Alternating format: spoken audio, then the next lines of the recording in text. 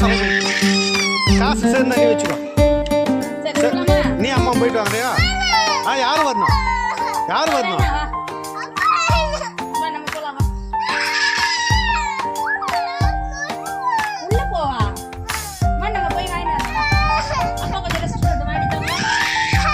யார் வரணும் கூட? அம்மா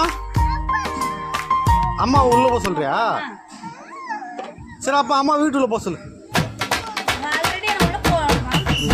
சரி